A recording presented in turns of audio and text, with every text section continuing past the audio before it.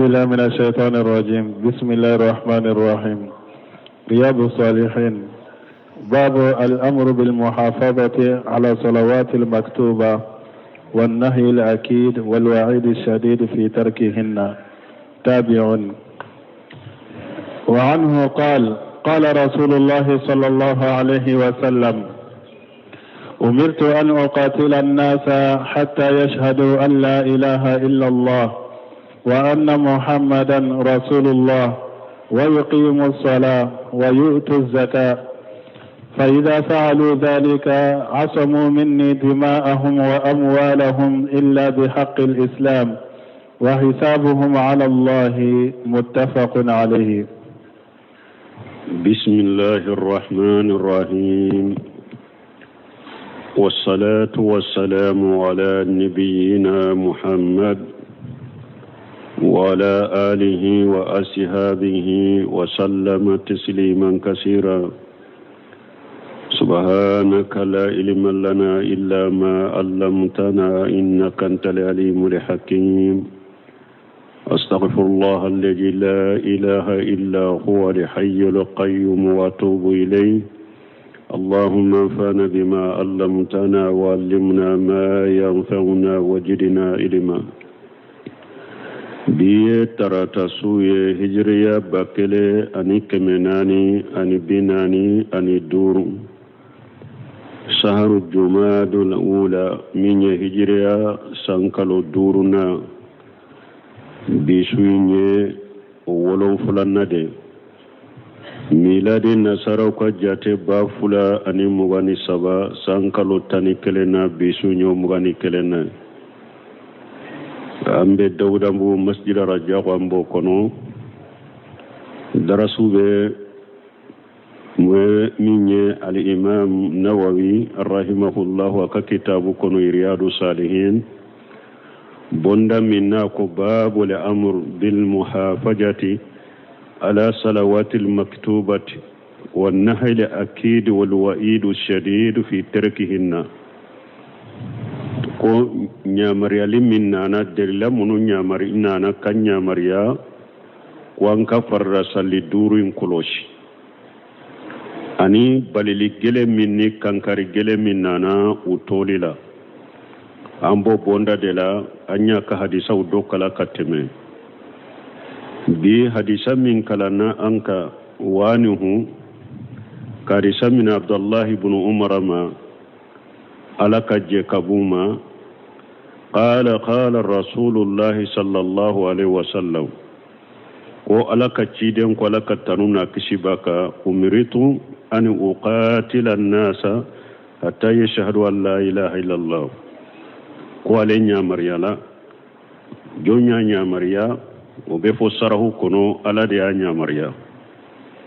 ciden ko la ya lenya marya ko akam mo kele fo uka sheri kuma fula fo uka sheriya ka fo bato fen shite min ka bato e ciyan ni ala kirempe wute wanna muhammada rasulullah muhammadu yala ka cidenye o yuqimu salatan uka farla salli duru nati a cogola o yutu jakata uka jakabo fa iza falu zalika kunnu yoke asamu minni dima'ahum wa amwalahum ko uka joli boni uka jolu tangara kabumma uka nafulu minari tangara kabumma illa bi haqqil islam wa islamiyaka hakke wa hisabuhum ala Allah aw uka koto uka kurushili bi ala de kawala ni hadisa muntafaq alayhi Bukhari Muslim benna hadisa ina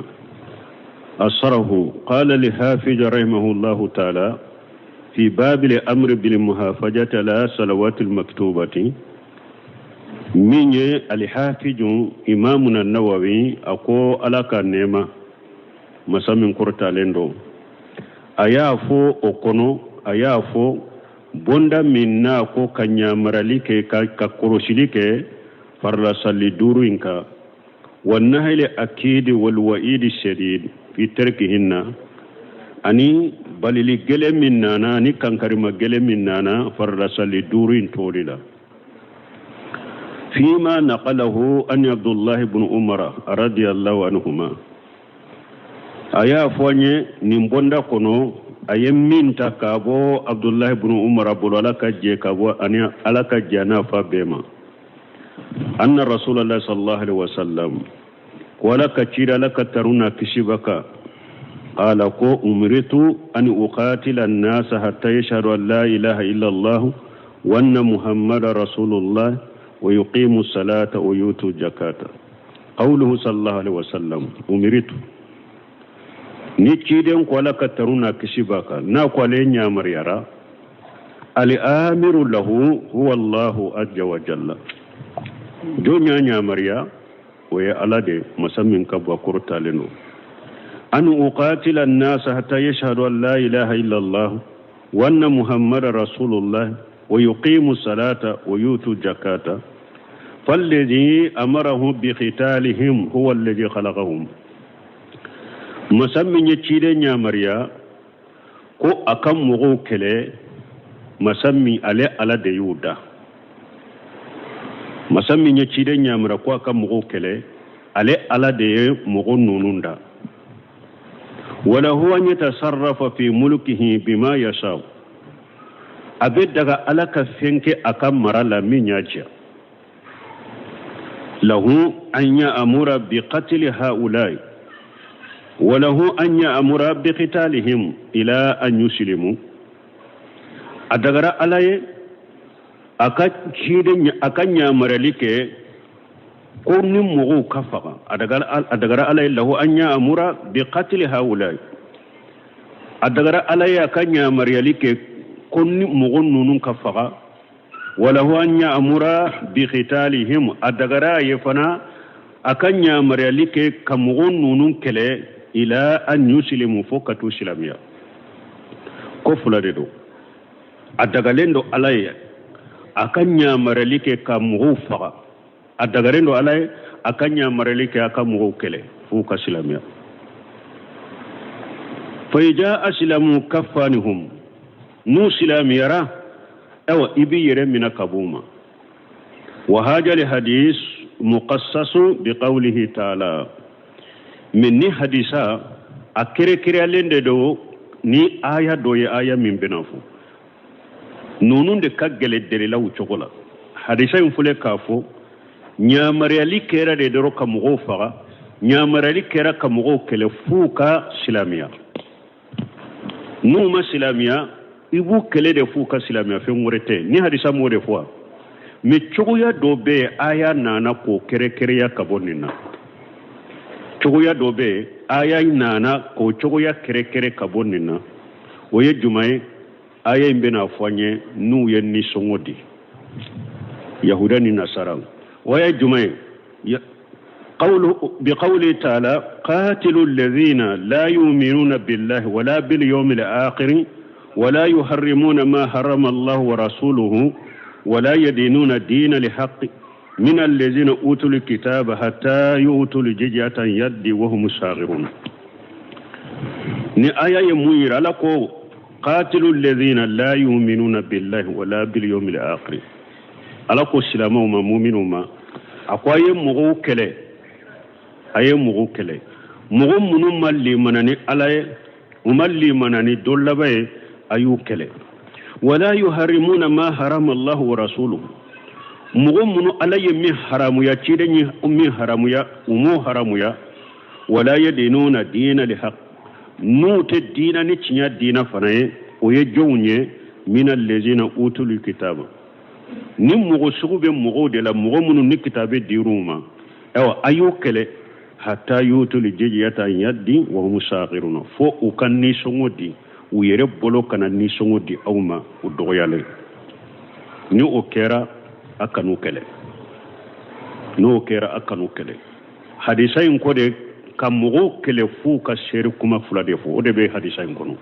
ne aya ya yira minye yahudani nasarai anta ulu kele fu ka silamiya de ambe ulu kele de imma ina silamiya imma nu ye ni songodu sonnambe ni songodi uka kele be bantu kele nu ye ni songodi aha ninye aya وكجاب بحديث بريدة بن الحسيب أن النبي صلى الله عليه وسلم أبو توكلنا فنا بريدة بن الحسيب كحديثا أنهم إجاء أرادوا لجيجية فاقبل منهم وكفانهم وحديثا فنا أبني حديثا من بامبلو وحديثا فنا بو يورو كريكريا كابولا أين يورو من كريكريا بريدة حديثا يو فنا كريكريا كابوني hadisa min bambolo o kabo kono bureta hadisa fana ye ni songo kofo bon bureta ka hadisa o be sahih muslim kono akhrajahu muslim kitabul jihad wa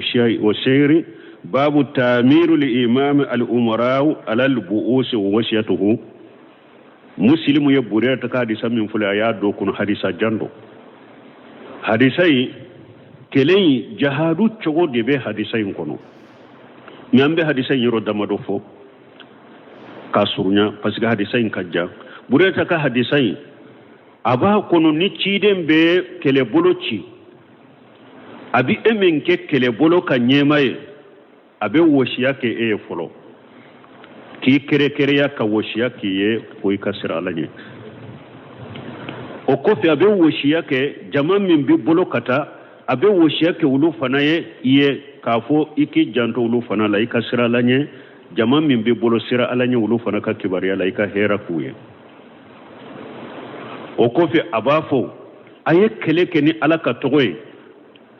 yoro ko damado be abe kele nyema ni kele kelaw bali ama abo hadisa kono wala taqulu aye kele keni alaka togoy emi nyema wala taqulu naye qanima soro mogo kelen kana jama nafulo qanima mogo kana fendo dogala kata ni towta kalama kululu yogode aka kelela qanima nasoro la kululu kana ke mogo kana fenta qanima ina ni towta kalama kele wala taqdiru fulanna akana jamfanke na yallahidum min fo ani kafiru ni nyogonche kafu kafiru do anko jamfa kana jamfanke sabana wala tumashilu abafo hadisayun kono nayi hari fagalike ka jahaduke akana mugo faga ko jugula kafiri ba faga kafiri do me ki nin jugu yana ye fagalila ka nun tige ka shen tige ka tilo tige akano kede akana mugo nin jugu faga ni nye jore na sabana nanina wala taqtulul walida akana demiseni faga kelela demiseni te faga donc abe ni fo obe ni nani be hadisa en kono ciden be kele bolo bali ulula donc aba fo hadisa en kono burere ta hadisa en kono aba fo kele nyemama nini jugu benna iku kele ini jugu benna ko saba dola kele ko saba de nyinu fe ko saba kele no ya ke iyere mina kabuma ikanu faga numa fulain kesa sabana indebera wekele o ko saba nyemunye awalu tilka alqisal ad'uhum ila alislam bureta ka hadisala kele bolo kele nyema ni ke bolo natara kele yero la atena mugola kufa ga folode abu wele kata silamiya demo abu wele kata silamiya mo ye foloy ibu wele kata silamiya mo bo nuyu wele kata silamiya ma aha usilamiyara wal qasilatun saniyatu nu silamiyara iba nyinu fe amana fulana na folodo ambe folode kono nu silamiyara iba nyinu fe aw silamiyara me ayewuli akayorola akata fara alliance muhajirun na ansaru kam madina ore tumbe folola jihadu tunye wajibi de ni silamiyara ja ko ibe wuli kayorola de ibe fara bana ibe na fara shebo kam madina nu silamiyara iba nyinu fe o kana shigi madina kafara muhajirun na ansaru ka donc baraji be muhajirin ansaru ya dina ko la obuye ni qanima sorona muhajirin ansaru ni yoron men be dima qanima la on ni yoron yona buye nu maso oma nu ko an ko ni islamira me an teta madina an be ton ka yorola nu tora u ka yorola ewa afuye ala ka sariyaw min be muhajiran ewa ansari kala ka sariyala o baw kare ewa ashente khanimala ni silamu ye kele ke ye khanima min soro awte madina aw shente khanimala wal fay ani silamu be kafir mun kanna folo soro ka soro kele ta shente wulula de fonni aw yere tara jihadu minna ibo fuye donc ani ewa burusu mogo to arabu burusu mogo to mi silamira anu wulu be kelenye silamia ka kiru be bolawka asente kanima la fonna ye jihadu minke ninye foloye fulana ye munye nu maso silamia ma wal qasilatu saniya bidafi ya'muruhum bidafi aljizya nu maso silamia ma fulana ye jumay iba nyinu fo kanni songoti na maso silamia ma ayeto akatina kakal galoyinka me aben ni songo de silamawma awa qur'ana ka kiru ni hadisa silamia sare ka kiru de be bolawka abe siramo kan nyamara nu kan maradela aben ni songo de silamawma ni sonnan ni fanama kelete itu kele ibi yere mina kabuma nu ko sisa ante silamia kele iye fulana nyinu fe nate silamia bo abe so akanni songo damawa nu so na oma yere mina kanu kele nu ma soma sabarna bina sisa we jumay وقاتلهم هي القسلة ثانية قسلة ثالثة نو مسو نسونو دينما سبنا بنا ويجمعي دمين يني على فيسيسا يكو كله دمين يني على في يكو كله نين دبي بوريتا كحديثا كسرنيا نونون دبا كونو دونك او حديثا فنا abe kerekereli abe kewa kerekereli ke kabonni hadisa la wala haja bunu seminu konninka fayuqatilu al-kuffar ila qayatayn imma an yuslimu wa imma an yutu al-jizyata an yaddi bo wa hum saqirun bo sisa ni hadisa min bambolo abdullah ibn umar ka hadisa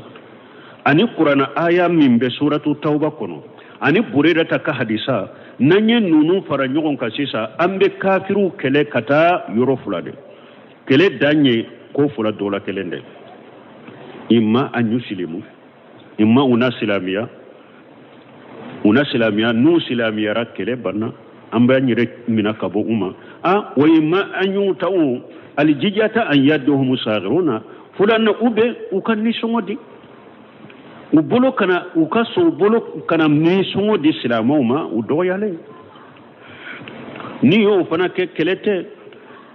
amba nyire mina kabuma fa illam yafalu la haja wala haja ni mo kesa uma silamiya uma sokani songodi wajaba lil muslimina qitaluhum wala wajibra silamuka wala aku kele wa qitalu lil muslimina lahum bi amri allah alladhi huwa rabbuhum wa rabbul kafirin o silamu kan nyamari limin fulenye ka kafiru kele o tigi ala ani kafiru yere tigi ala de kan nyamar kando silamu ka kafiru fa ko kele silamu tigi ala ani kafiru tigi ala kan nyamar kande do laysa ta'assuba min al-muslimina lidinihim atekomi silamu ka dina siporteli sababu be ta'assuba antaro abefo la facilité atekomi silamu uka dina ewa dimi la fasali yubilanina ala de unyamra nay wa huqa lahum an yata'assabu lahu ma akaka ukuka dina la fasafano li'annahu dinu llahi azza wa jalla wa dinu khairil muslimina dinul batil mansukh la yaqbaluhu allah azza wa jalla min ayi ahadi adagara islamu ka hakkedo fana ukuka dina la fasa parce que islamu ka dina fule islamia dina fule kinya dina do ala ka dina de silamu ka dina fule li annahu dinullahi azza wa jalla silamu ka dina ya ala ka dina de wa dinu khairil muslimina mislamu tanaka dina ya minye batilun mansukh dina ciñalende ɗo dina tuuselende ɗo la yaqbaluhu llahu azza wa jalla min ayi ahadin ala tamina mogo sila dina ciñale dina tuusele silamaw tana ka dina e dina ciñale dina tuusele ala tamina mogo sila kama qala taala komi ala ko cogo min masa min kortalen o man yabtagi khayra li islami dina falan yuqbala minhu ala ko silamiya dina tana ni mogo min yo ñini ko yibo ke dina e ala tamini ye wa qawlu sallallahu alaihi wasallam ciden ka kuma laka tanuna kisibaka hatta yashhadu an la ilaha illa allah wa anna muhammadar rasulullah wa yuqimu salata wa yutu jaka sabaga al kalamu alayhi ciden fule kam min fo kuma min be hadisen kono ko ciden ko fo u ka sere kuma fo ka sereya ko bato fensite min ka bato cerni ala kelempe wutte muhammadu ala ka ciden de u ka sallin natin u ka jaka bo kuma temena nununka an bora hadisa mun an kuma nan nununka wa qawlu sallallahu alaihi wasallam ciden ka kuma ni hadisa kun ala ka tanuna kisibaka fa ija falu zalika asamu minni dima'ahum wa amwalahum na ko nu yoke nu silamira uye salli nati a cogola uye jaka bo u ka joli tangara ka bo ma u ka nafolo tangara ka bo ma wa fi haja dalilu ala anna al kuffara ija qutilu dalila binna ko kafiru nanyu kele fa amwaluhum halalun lana u ka nafolo dagaranye ni silamo ye kafiru jihadu anyu kele nan shera uma anye se soroka ukanna fulo munu nambu soro ukanna fulo dagaranye kama annana nistabihu dima'ahum fa nistabihu amwalahum min babi awla abikum ni ewa uka joli dagara an silama ye chogomi de ukanna fulo dagaranye ode dagaranye katemi hari joluka وكذلك أيضا نستبيه نساءهم أبو تشوكو كله نفنا وكم مسو دغراني ناني كافرو كله أنشيروما وكا أدغراني أنكو كم مسو منا وجريتهم أنو دون وكم مسو نو دون يكونون سبويا لنا وبي كم مغمنا لونده جو أمبو منا ده ube kamma mogo mina lendo jow ambu mina wa yakununa arriqa'a lil muslimina ube ke jowunde ye silamawye nanye kafiru kelan sera uma anye se soruka ukanna folo dagara nyambu kanna folota ambu ka muso tambu ka dewunta udewnu ka muso be kan anka jowunde li'annana na'khuduhum bi kalimati llahi ajja wa jalla bi amrihi wa dinihi wa sharaihi parce que aw nyumina ni alaka kumaude anyumina ni alaka nyamaru kande anyumina ni alaka dina de anyumina ni alaka sariyade ode yulla daga nye wa qawlu sallallahu alaihi wasallam fa idza falu zalika samu minni dima'ahum wa amwalahum illa bi haqqi al-islam wa hisabuhum ala allah tuma cide min fonni nu ya ninke uka jolu tangara ukan e wonna fulu tangara ka bomma fo silamiya ka hakke uka kurusili bi alaka wa qad qatal abu bakr siddiq radiyallahu anhu mani jakat hatta arja'ahu sahabatu abu bakr siddiq kidem fatulen ko fe mu'minun banaka jakabo abu bakr yu kale fo shebaw yereye abu bakr kuma sagi wala tugudi ambu kele ube la ilaha illallah parce que munu nye jakab bal islamu de do ube sallu ube su ube la ilaha illallah me ciden fatule ko ulutumbe jakadi ciden de ma ko ciden fatule ko be ulute jakadi mo worema aw bakari ko ale bu jihad abu kele de shebaw yere aw bakar kuma nyonya ninna warajahu umar radiyallahu anhu fi jalika umaru yere abu bakari kuma nyonya ninna ko sobe parce que koyi ulutu mafamu comme Abubakar ya famu chogomi wodi ato uko ewanindina qad nasara Allah din bi Abu Bakar hina al-irdat wa ahmar bil hanbal hina al-imtihan fi waqt al-imtihan وغير نصر دين الإسلام بأبو بكر في وقت الإردة وبأحمد بن حنبل في وقت المهنة ودا تقو على الدين دمني أبو بكر تمامي وقت مي نمو مرتلا ko ala ye dina demeni ahmad ibn hanbali waqti mi fitna ni la jarabi waqti nana bi khalqil qur'an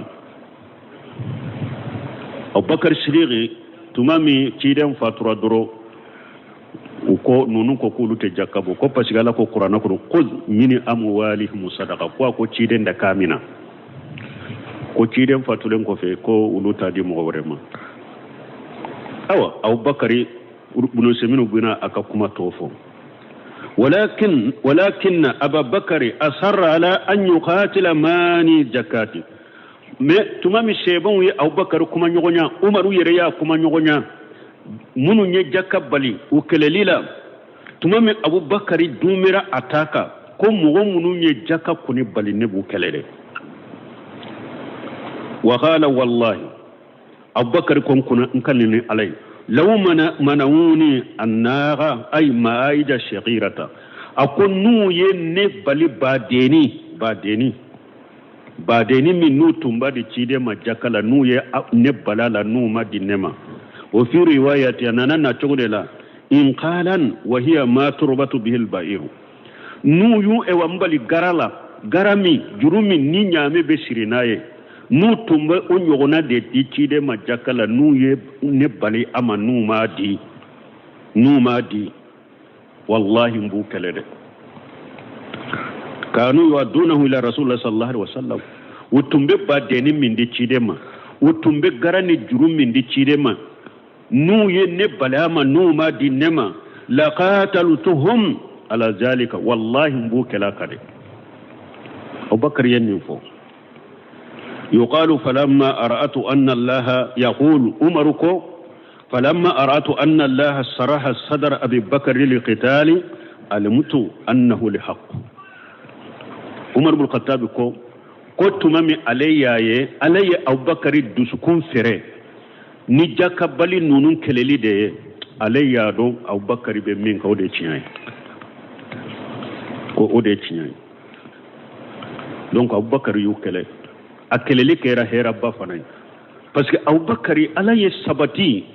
limaniya dafale ni sabati o de yato an kon jiya be ni nabi nyumo shembora la uni chide abubakari de kausana be ni chide ni nabi nyumo shembora la jiya mugo be abubakari kausana be parce que adonendo abubakar siddiq chide ko fe abubakar siddiq de kausa chide mantombe ciden yere ko fa abubakar de kausa ciden mantombe bon ni abubakar fasamara tira afasura katme ciden kam mantombe ka aha manton to munun temena uka ciden sentala nabi nyumo sentala ala ko qur'ana kuno kuntum khayra ummati ukhrijat linnas ta'muruna bil ma'ruf wa tanhauna 'anil munkar ala ko manton temena na borajiya kuno ko ciden kam manton de kausa nabe ni ciden kam manton de kausa ni mantombe mugo min kausa ciren kam manton be yedu o kausa jiam manton tombe ni nabi nyumo ni cide un centala abubakar de kausa ni jiabe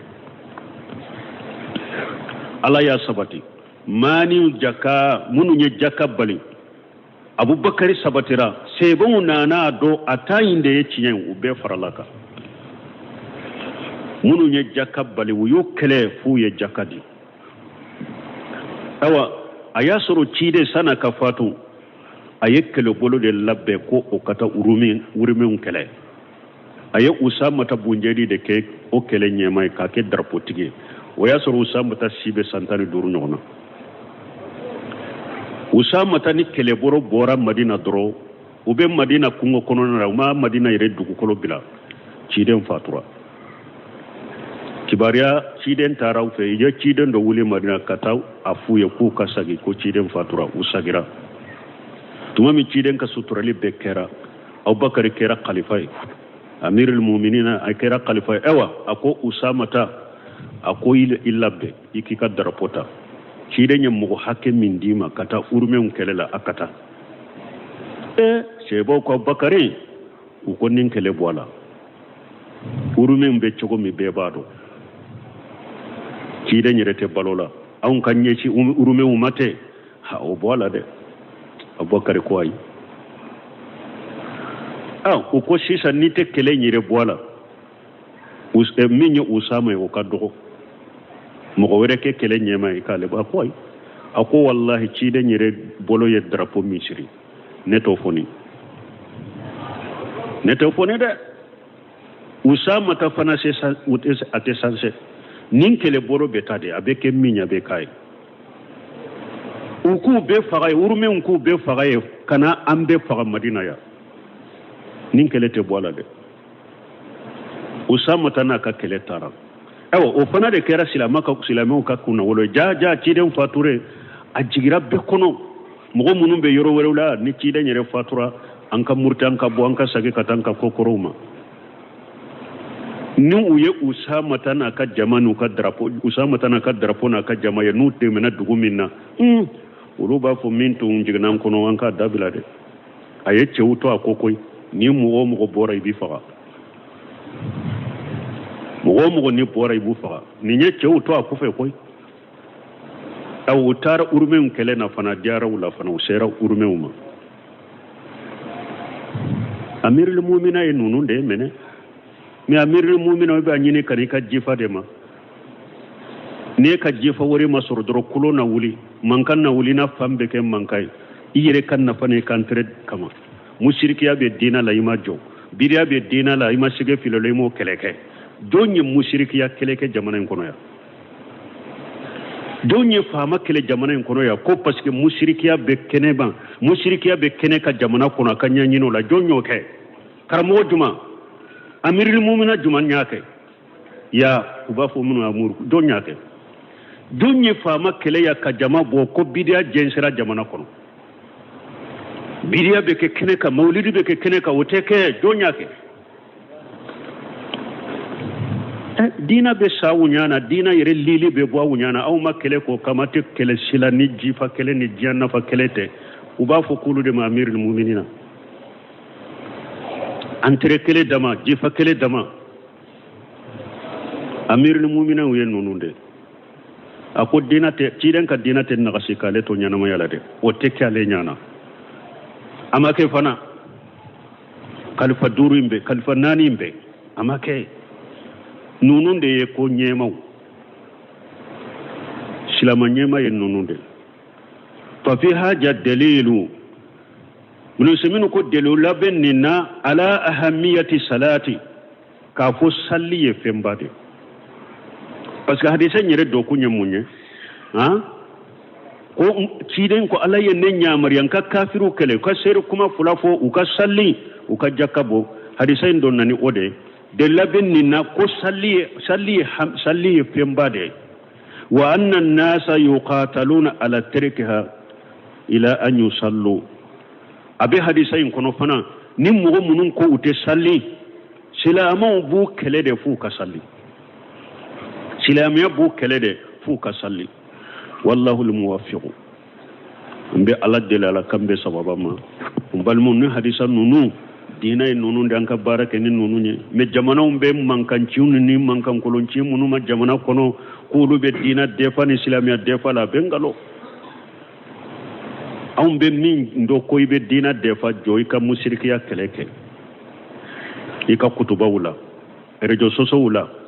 ika muhadara wula shirku ya kele ika tawhidi jo bidiya kele benyana rejo soso wula tele wula ishigi tele wula ika bidiya kele ika mimbari ka bidiya kele niye jama fara nyogon ka yoromi bidiya kele ika weleli ke kata sunnama ninde do awumba do ko ebe dina demelila yesila manyema nyumay me jama yu wayani miliyaru be fara nyogon ka jama yu wayani miliyon u fara la nyogon ka jamana in kono ka keleke dina kele ntala jama sima fara nyogon ka nin jamana kono ko ulube ewa shirku kelela ube be tawhid sabatili kelela ube bidiya kelela ube sunna kelela umake haru nu ye jama fara nyogon kan ni dina kele minya aw be bo min kala mawlu be ta boni rowere ka sigilento be ta boni kuma were ama ke ya tuma min ye be fara nyogon ka ko pendo moro be kata akafo silama boku nyemune akayira famawula ni mogo minye mogo faga ikafa mogo tale jama tale o yoro suga unte tala ko tewo dina kelete mogo tale yemufo o fora ya ado ko kuma wore de tarafo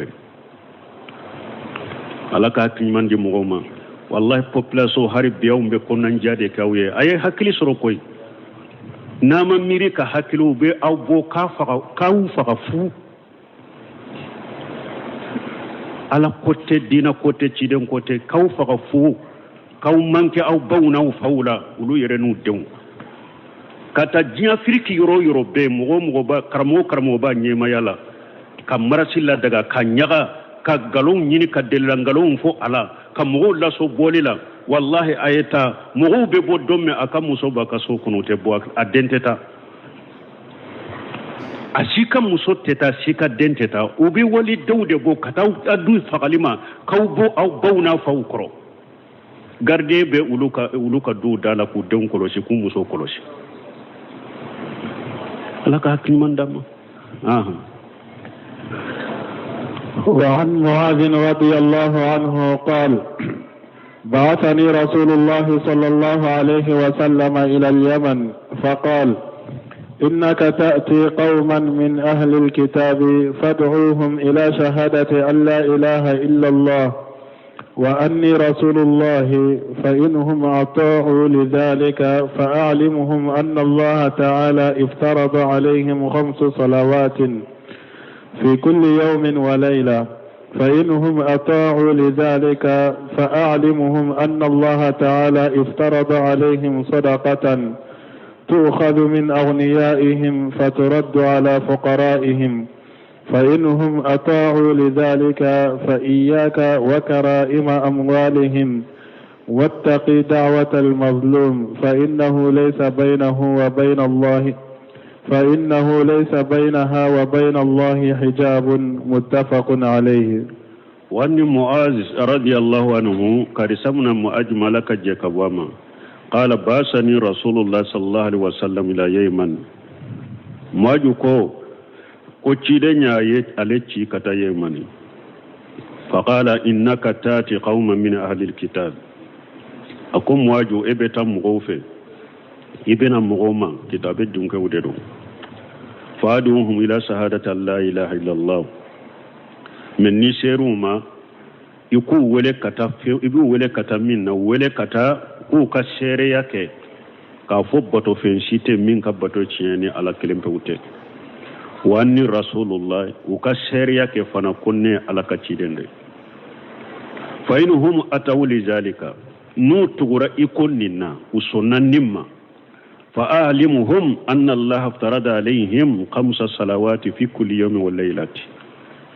يقول الدنيا كو علي فرد صلي دور فرد يأوكا سوء نتلي فإنهم أتوا لذلك نوتغر إكو ننفنلا فأعلمهم يقول الدنيا أن الله تعالى افترض عليهم صدقة توغج من أغنيائهم فترد على فقرائهم أو نوصل نسلين تاما إبو لا دنيا فنا كو على جاكا فنا بلو كفردا على جاكا فنا كو كفردا جاكا يمبمنا وكشيتهما كساجي كتو كفانتهما فإنهم أتوا لذلك نوتوري وكون فنا لو صنن فنا ما فياك وكرائم أموالهم أو ماجو بي فنا دي بغباسيسا وكان نفرون يما kanota jakala de wattaqi da'wat al-majlum ikasira mugoto nyolen kadanga sira korode fa innahu laysa bainaha wa bain Allah hijabu niye mugoto nyo akadanga hijabu tani ala chede muntafaqu alayhi buhari muslim bin hadisaina asrahu nagala al-hafiz an-nawawi rahimahullah aw al-hafiz an-nawawi ayata alaka nema في باب الأمر بالمحافظة على الصلوات المكتوبة والنهي الأكيد والوعيد الشديد في تركهن من بوندا من بامبولو بوندا من ناكو كفر لسالي دورو كولوش أني بالي جلم من نكان كريما جلم من نانا أوتولي لا aye hadisa tanya ye hadisa jumanta anye hadisa ibn Abbas radiyallahu anhuma an Mu'adh ibn Jabal radiyallahu anhu Abdullah ibn Abbas ka hadisa Abdullah ibn Abbas ya hadisa min mina kabo muajuma alaka je kabo ma annahu basahu an-nabiy sallallahu alaihi wasallam ila Yayman ko cidan ye muaju ci kata Yayman wal Yayman fi janub al-jazirah al-arabiyyah Yayman min arabu mara januba ta bamanan kando bambo an kwanga tini hankite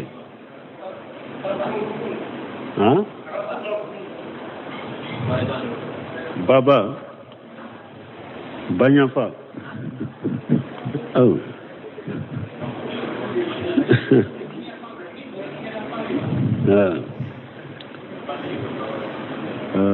في جنوب الجزيرة العربية معنى عربون كغون أبانيا فا Yemani be o yoro de la bo muaju chira kata Yemani sanjuma fi sanati al-asirati min al-hijra fi Rabi' al-awwal hijra santanna Rabi' al-awwal muaju chira o de la kata Yemani walamma arada yabasahu qala lahu tumami chidem tumba fe kamaju ayal abafe kamaju chi wakati mi akwama innaka tati qauma min ahli alkitab akoy fulebe na mugoma kitabe dunkewde wa ahli alkitab hum alyahud wan nasara no ko kitabe dunkew yahudani nasara udero لأن الله أنزل لليهود توراة ولا النصارى الإنجيل بس على توراة جيجي يهودوكا إنجيل جيجرا نصاروكا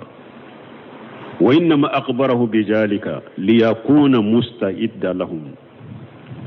متشيدني مواجو كباريا منا ناكو إبتا مغو منو في كتاب الدنك ودرو لانيني مني فورو مواجو كاللبوية لأن أهل الكتاب هم أعلم الناس في ذلك الوقت بشرائع الله بس كتاب الدنك ووقتهم من بألك سريا دودو كولوكا وقت كتم مغو توكا ويه كتاب الدنك ودرو فيحتاج الإنسان أن يعرف حالهم حتى يمكن أن يجادلهم أولا هذا مدين بحتاجيا يكون كلا حالا دو پرو يبشيكو كما نغنى چوبي بما يفهمهم ويقشمهم فيه akaka ikilla beika do ibu kuma nyonya chogomi puru ibesheka udade chogomi ani puru ibesheka she ula kelela chogomi وليكون أول ما تدعوهم إليه شهادة لا إله إلا الله وأن محمد رسول الله. donc moaju kan nukta min fulani ni mbayira na hada made ibe mogo min wele akado ibe mogo kala haladu parce que beni ka wele chogo ni beni ka kuma chogo do haru Sheikh Ibn Uthaymeen mbake ka akakuma do la metumamu ya nyini ka fiqhul waqi ako hada madembe dina de kala komme ako hada madi ka famu len ko fe dina la dina kala len ko fe ka bolo ka famu ako kanka mugo fana kala halado parce que be mugo min wala be mugo min kuma nyogonya donc ako misali la sisa ni mugo doye ewa ama salli sani ka kuma fo folo munna ima salli e ya masalli kala halado folo na ya sura sallin to yede wala ibanya maria donc abe moaju ka hadisa info ka fo dina famulen ko fe ni ika mugo fana la hala do nibu kuma nyogonya ako fana nyini nendo abe moaju ka hadisa min fo moaju ka hadisa min fo ne abo fo ako parce que tumami chide nye moaju wele ye chikata ye mani ayi kitabu dunko kala hala fo yede ako kala hala do pour abu mina chogomi anu do wala ako ama kuibu wele kata fin folo minna ko kake shahadatu la ilaha illallah wa anna muhammadar rasulullah wa haja miftahul islam nin kser kuma fula min fula ni islamiya ka kile yeninde shahadatu la ilaha illallah وأن محمد رسول الله سلاميا كتيلي نيند نيمبي دايلي يكيلا دو سلاميا كون وهذا لا يعني أن رسول الله صلى الله عليه وسلم مختص برسالته فهناك رسل قبله بون ننتايرا كافو كما من فلان نيني أشهد أن لا إله إلا الله وأن محمد رسول الله ننتايرا كو تشيدي مرفنا تيني محمد تي تشيدي تمناني موسى تمناني وهود وعيسى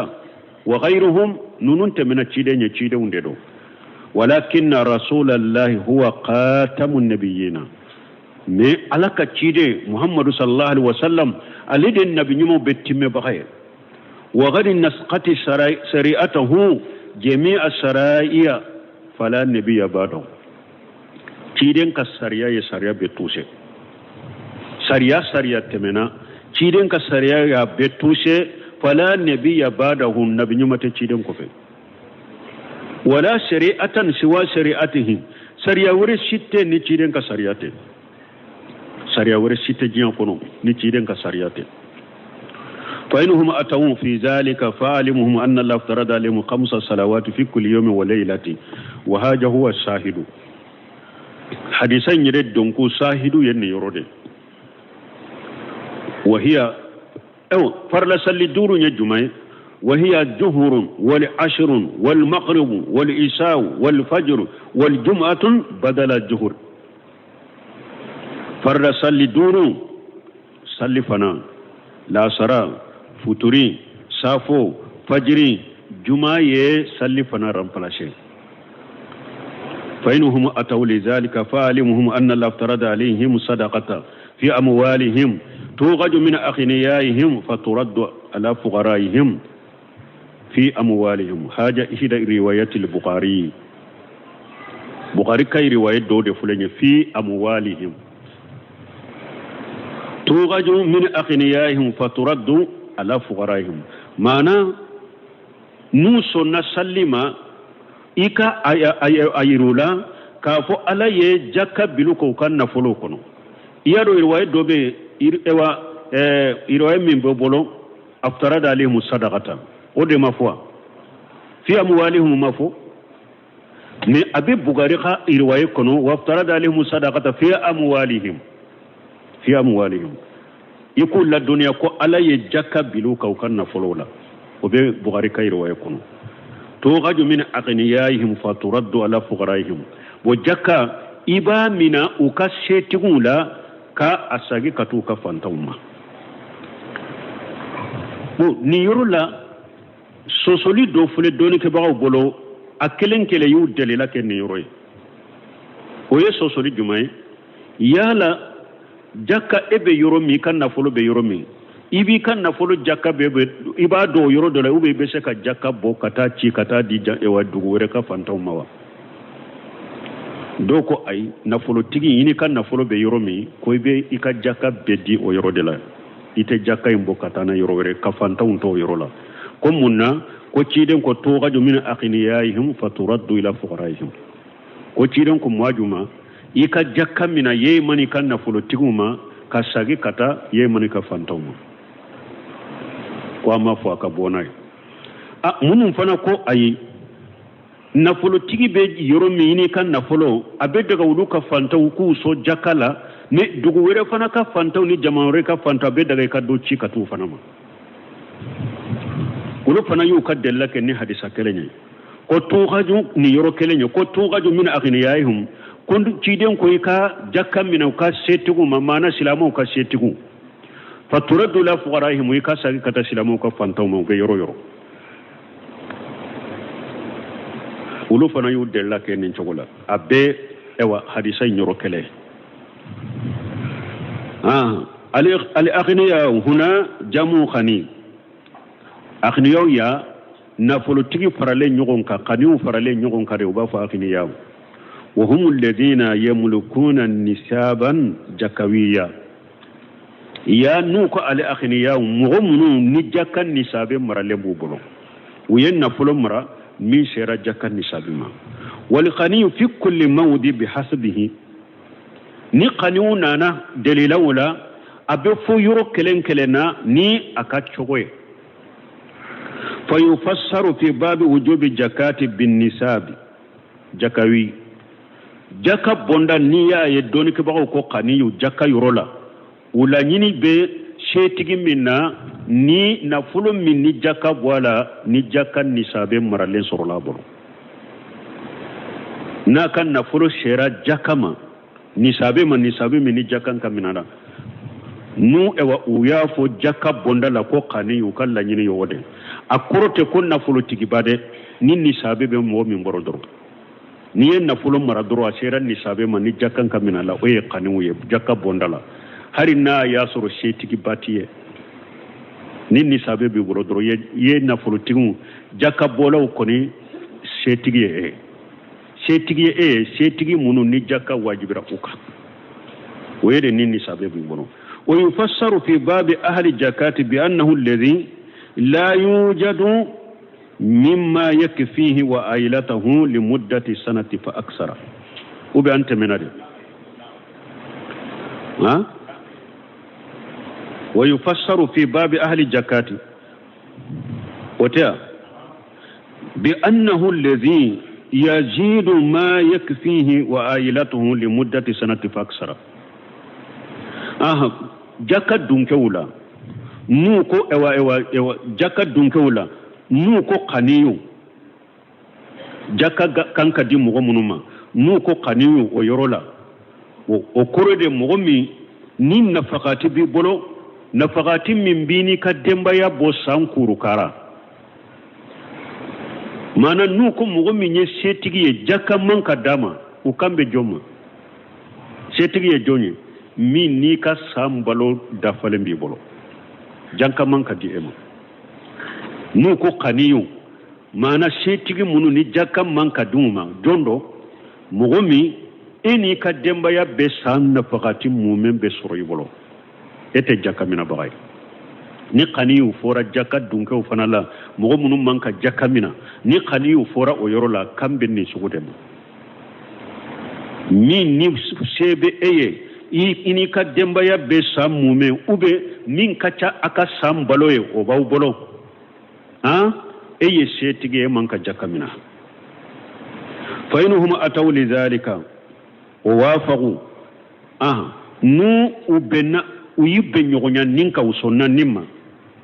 fa iyyaka wa karaima amwalihim majum bima ukanna fulu nyuma kanota de jakala yani ihjar anta huja tayyiba min al-amwal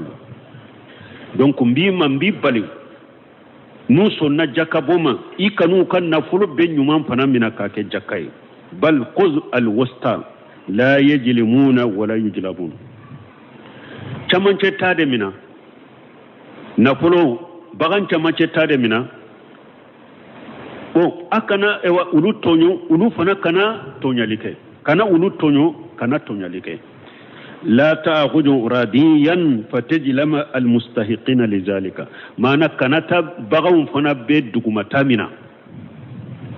جكا كان كديم ومن من نيبو ولوتونو نفور بيد دغمتا كانتو منا جكا مغمن ككني جكا فنا نيبو ولوتونو ولا أجود فتجلم الذين تجيب عليهم الزكاة خذوا الوسطى أو كانت نيمان فنا منا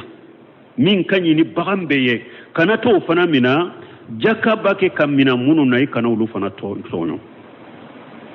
chamanche tade mina bagan chamanche ta ale mausa bagan beye ate bagan be fana duguma ale chamanche ta ibode mina jakala wala iman na fulu tigi tonyo ima fanton fana tonyo wattaqi da'watal majlum yani annaka إذا أخذت من كرائم أموالهم فقد جلمتهم فيدعون عليك أو أقوي ركولوش مغتو نيولين دانغا يركولو سامده لا نيني موني ni ayu kan na fulun nyuma mina iyu tonyo de awa ubi danga ni yu kan na fulun nyuma mina jakalaw iyu tonyo ubi danga wattaqi dawatal majlum awa mugoto nyolen fana ka danga sira koro iyere koro sama fa innahu laysa bainaha wa baina la hijab tasilu ila Allah azza wa jalla wa yastajibuha mugoto nyolen ka danga hijabu tani alache mana nayi danga doro danga yimbeshe alama alaba jabi walau kanat min kafirin aw harina ya sore mun tonyo kafiri dero akani danga de nayi danga doro danga beta alama alaba jabi fal majlum ijada Allah walau kana kafira fa inna Allah yantaqimu lahu mimman jalamahu awa mugoto nyole nayi danga hari ni kafiri dedo ala be akata juru saraila minya tonyo ala ba akata juru saraila imma ajilan wa imma ajilan umma sisa ala na akata juru saraila ube katanye fe ame chogo chogo amena chogo chogo ala ba akata juru saraila ate toila lianna haja min babi iqamati al-adli parce que ninyi de ka tilenya de jo tilenya joli de ninyi wallahu subhanahu wa ta'ala ahkamul hakimina awa kiri tigala kiri kila be ka kiri baganyuma ya ala de wa min tamami hukmihi al-adlu bayna ibadihi abe alaka kiri tige dafalila ala betile aka joni nyogonje de fa ya'khudhu li majlumi min jalimin awa mugo min tonyola ala bi ka hakke mina tonyali kelama mugo ni e tonyoro de ala bi ka hakke mi ka tonyali kelama ittaqi da'wata al-majlum fa innahu laysa bainaha wa bain la hijab wa shahidu min hadha al-hadith qawluhu shahidu yajma'ni hadisala hadisain do kunye munye ni mbonda kono fa alimuhum anna Allah farada alayhim 5 salawati fi kulli yawmi wa laylati hadisain do ko bunin bonda kono ne yoroni de do iku la doniya ko alay farda salli duru biluka su anitile alay farda salli duru bilika donc ni nyaayirana ko farda salli duru alaka nyaamari kangele mbala alaka farda de do alaka nyaamari kangele mbala parce que alaka farda de do na ya bilanka ankake wallahu almuwaffiq waqti seraya سبحانك اللهم ربنا بحمدك أشهد أن لا إله إلا أنت أستغفرك وأتوب إليك.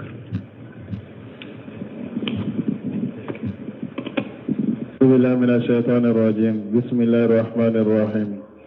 رياض الصالحين. باب الأمر بالمحافظة على صلوات المكتوبة والنهي الأكيد والوعيد الشديد في تركهن. تابع. وعنه قال رسول الله صلى الله عليه وسلم أمرت أن أقاتل الناس حتى يشهدوا أن لا إله إلا الله وأن محمدا رسول الله ويقيموا الصلاة ويؤتوا الزكاة